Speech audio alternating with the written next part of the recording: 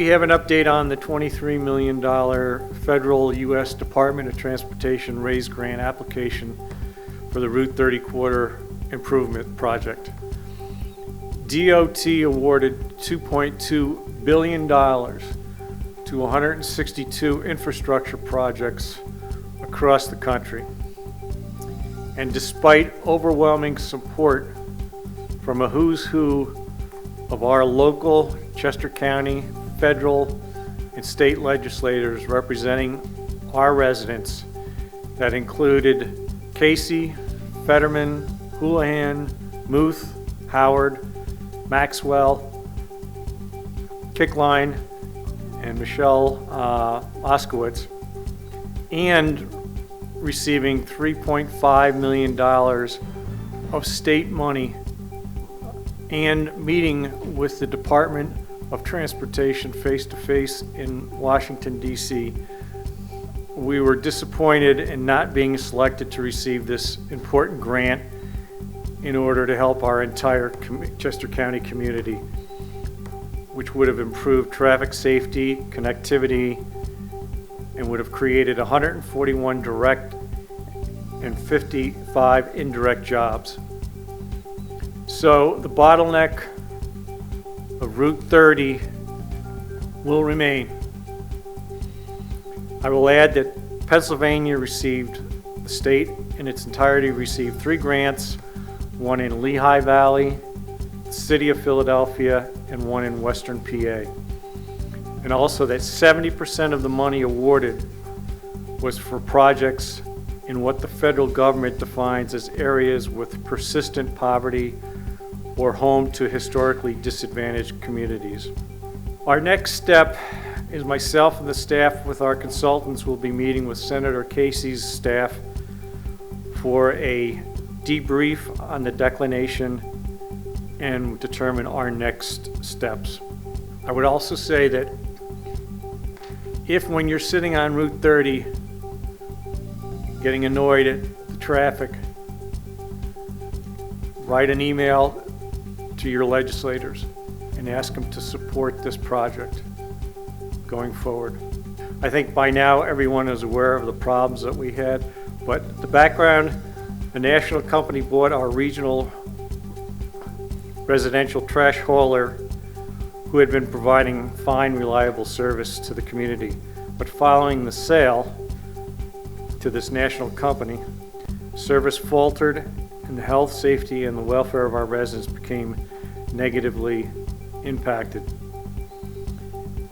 I will say that it was important that you, the residents, had sent so many emails directed to me, the board, the staff, and social media posts, as it showed the widespread issue and seeing no improvements to service pickups and a lack of communication by the new company.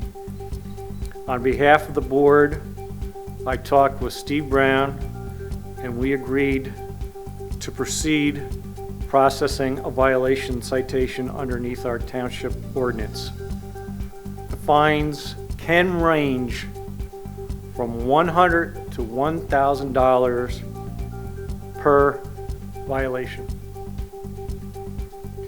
Also on June 21st, I had a phone conversation with Mark P., who's the regional vice president of the new company, on behalf of our impacted residents. And I expressed the concerns that you had been communicating, that I was reading, and it was being communicated to our staff. He was taken back when I informed him that we were preparing citations under our ordinance. And I said to him, if our service improved as he described to me it would, we would consider rescinding the fines, subject to the staff and the board agreement. So folks, if you continue to have problems, continue to email us. We forwarded the warning notice or violation notice recently. What we would suggest is if anybody has any problems to continue, to give me a email. My email address is available on the website. It's jmatea at eastwhiteland.org, and we'll put that on our list with the violation notice. All the information that they send us would be beneficial if we end up going before the district justice. State your name. I, Michael Gerardo, Do solemnly swear that I will support, swear that I will support, obey, and defend the Constitution of the United States and defend the Constitution, and the Constitution of this Commonwealth, and that I will discharge the duties of my office with fidelity. duties, office, fidelity. Congratulations. Thank you very much. Congratulations. This is your badge. And Mike came to us from New York City, came to live in our wonderful little township, and he, when I interviewed him, he was telling me how much he loved it here, and he described all the same things. I was raised here too, so he kind of described all the same things that I liked. But, so he moved here with his wife and his 2 sons, who are seated there in the audience.